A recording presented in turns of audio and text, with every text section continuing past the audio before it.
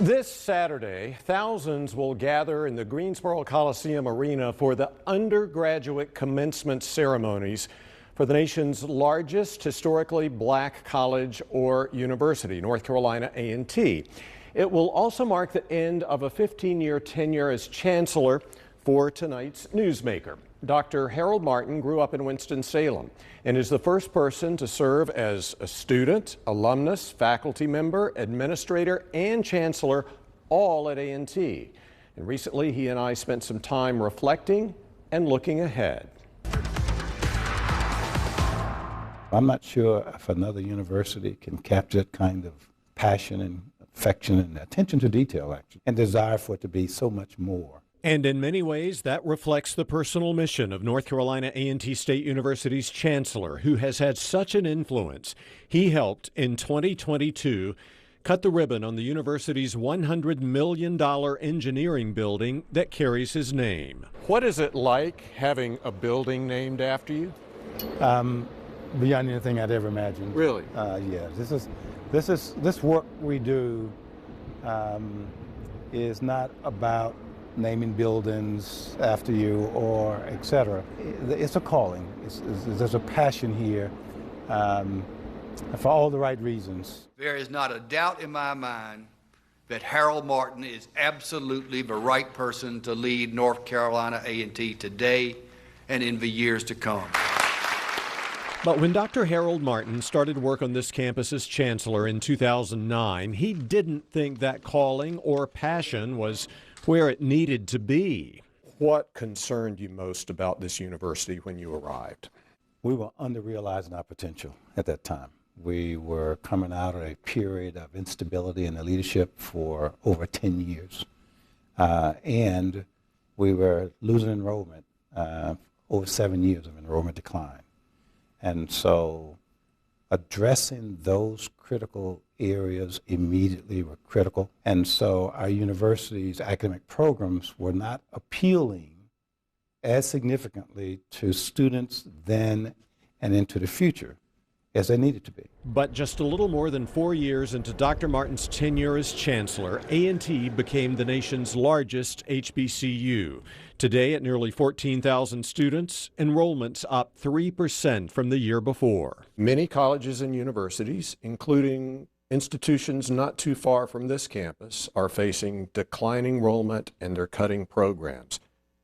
Your enrollment's going up and you're adding programs. What are you doing here that the others haven't been doing? We disposed of some of the degree programs that were limited in appeal to students with low enrollment, low degree productivity. We have created another array of about 20 new degree programs, all in critical areas of need to our society and are appealing to outstanding students and their families, but equally as importantly, exciting to new young faculty.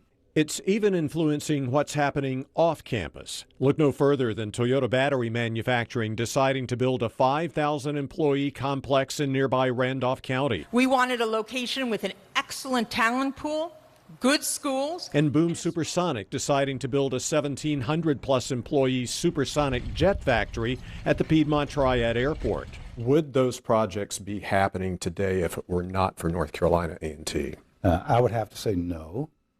They may have happened for North Carolina.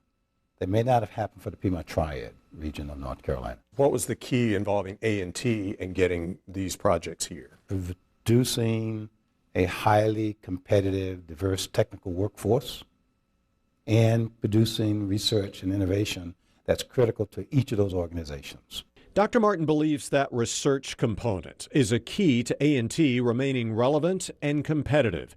During his tenure, he's more than doubled the university's research funding. A&T professors and students have done everything from developing a way to deactivate the proteins that make peanuts allergic to millions, to some A&T research that's gotten the most attention during the last year, work on battery-powered autonomous vehicles, which A&T students tested on the streets of Greensboro. Why does that autonomous vehicle research kind of illustrate the type of research that you want to see at this university? Because it's innovative research that's on the cutting edge of evolving focus on a critical societal initiative that's really going to transform where we travel. And now Dr. Martin can look over the lobby of the building that bears his name and see the tangible results of his vision. And here we have like a go-kart, and we've got an airplane. What does this say? This gives examples of fully designed and built student projects to compete with other colleges of engineering students all over America. These were created These here. were created and designed on our CAD systems, constructed in our machine shops, the welding of the vehicle, the steering systems. What is your message to your successor? Let's continue the momentum. Let's stay focused on those things that are continuing to derive success and brand and competitiveness of our institution. Enhance what we're doing to ensure our strategy going forward. And going forward, even though he's leaving his current position, he's launched another strategic plan titled Preeminence 2030, North Carolina A&T Blueprint. A key part of that is to move the university from its current Carnegie Foundation classification as an R2 high research activity campus to an R1 very high research campus. Again, it'll help recruit the best students and faculty and make A&T even more competitive. As for future plans, after taking some time off, Dr. Martin actually plans to come back and teach a class in the engineering school. After all, he has undergraduate and graduate degrees in electrical engineering and was even A&T's Dean of Engineering a few years back. The University of North Carolina system has already started the process of finding and hiring his successor.